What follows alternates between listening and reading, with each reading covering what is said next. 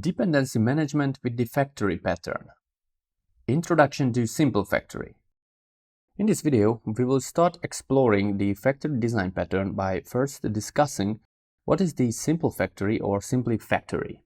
The term factory or factory design pattern is overloaded with three different meanings. Simple factory, as some call it, is one of them. The other two is factory method and abstract factory. We will take a look at why would you even consider using these techniques through an example. Finally, you will learn some best practices to adhere to when using simple factories. Let's get to it. Okay, to start off with, let's imagine that there are dedicated testers at your company who will write tests for your application's objects and classes that encapsulates important behavior. Let's say the warehouse class. Our goal by using simple factories will be to ease the burden on the testers and simplify how they can create warehouse objects for testing. The simple factory will help us in this by hiding object creation complexity. The simple factory will be responsible for creating new warehouse objects. Using it will remove this burden from other classes, allowing these classes to have more clearly defined scopes.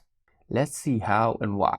One problem testers or other developers who would potentially use the classes that build up our application could face is the complexity of creating a warehouse object.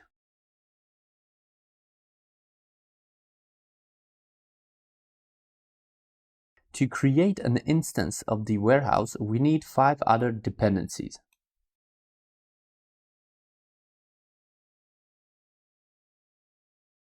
Before creating the warehouse, 4 different DAO objects need to be created.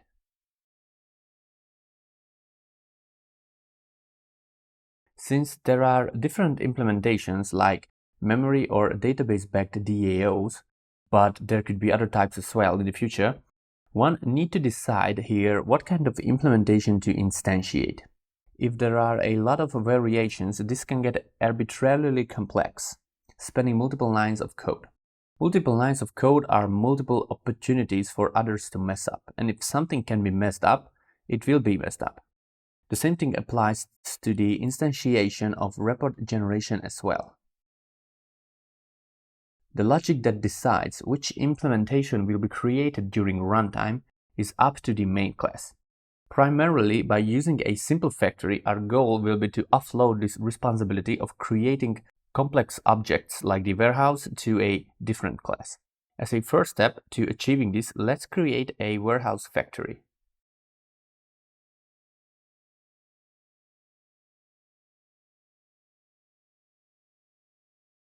The simple factory is not actually a design pattern, it is just a programming idiom related to creating objects. Still, it's quite useful. Let's see what it can do for us. First, we have created several static factory methods in this class.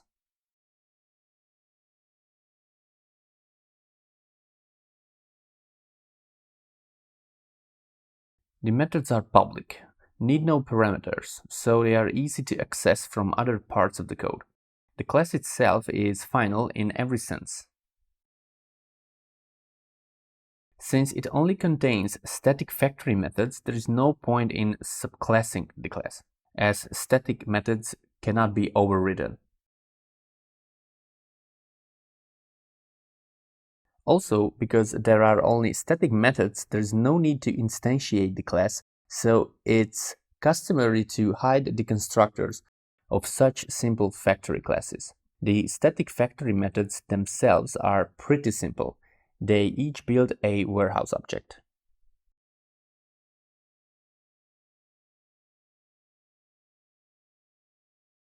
There are slight differences between them, however.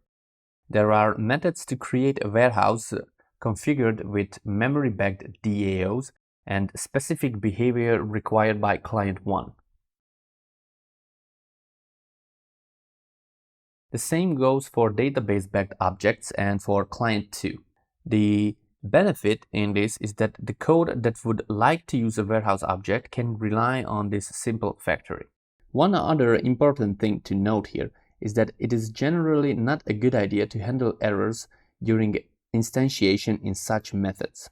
If the way you need to build your object may throw exceptions during the creation process, you might need to read files or do network operations, etc., then don't try to handle the exceptions in these static factory methods.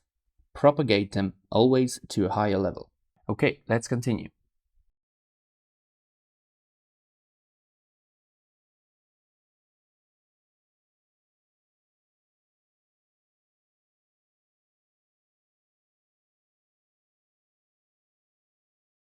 We update the main method and call the warehouse creation logic from the warehouse factory.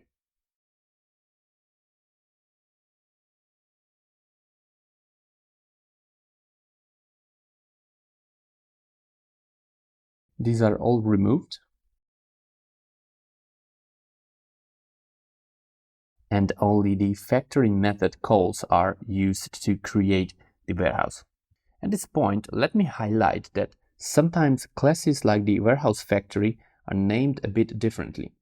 Even in the JDK itself, there are classes similar to the warehouse factory, one that cannot be instantiated and that only has static factory methods to create objects. For example, the executors class.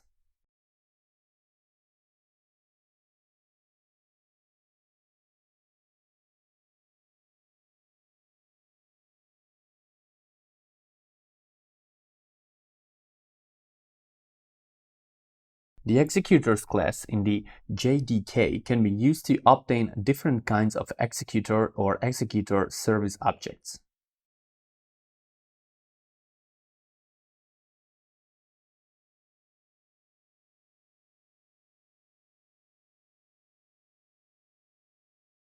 The naming scheme this class follows is used in several other third-party libraries as well. Let's see what this naming convention is and follow it in our example.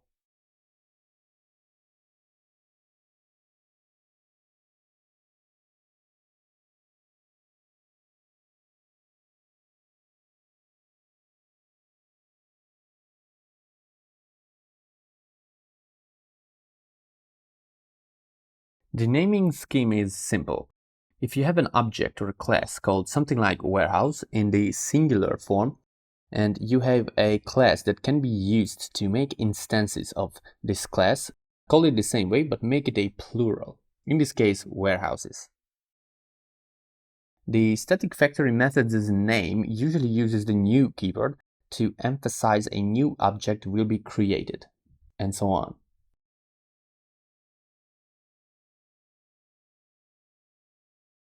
These changes, primarily the class name change, is important since this class isn't a true factory object in the world of design patterns, just a very clever utility class that could help us shorten our code.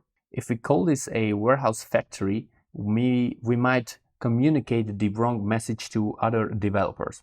Alright, after this little detour, and since we have changed the method and class names, these changes need to be reflected in the main class as well.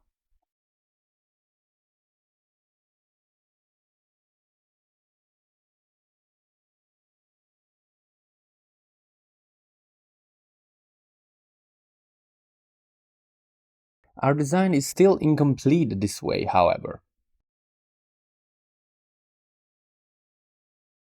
The main class is still the one that decides which warehouse to instantiate through the warehouses class. To alleviate this, we will move this decision into the warehouses class.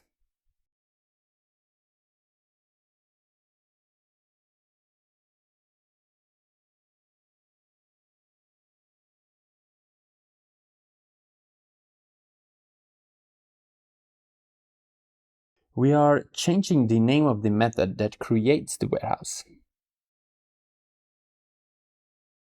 And we give the method a client ID parameter, instead of embedding this information into the name of the method itself. With this, the instantiation logic is moved into the warehouses class. Here, client ID is used to decide what to instantiate the same way as it was in main previously.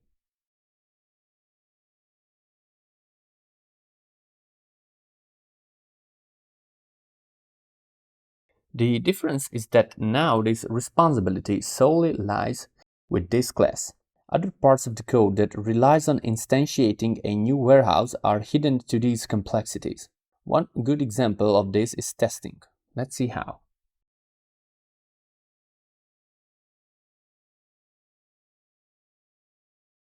Make sure to import the Maven project changes at this point.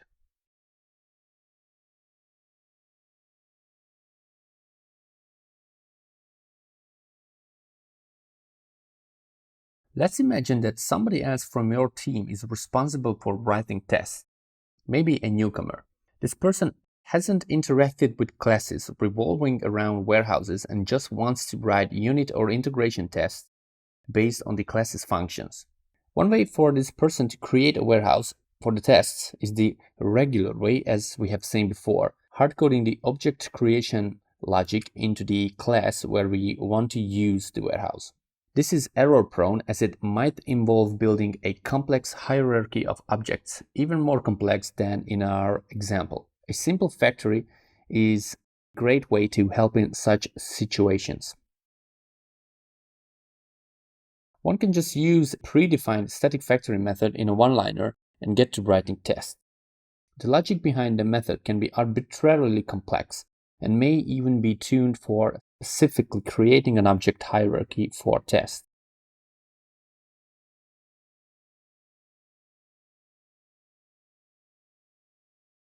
The simple factory is sometimes referred to as static factory or static creation method as well.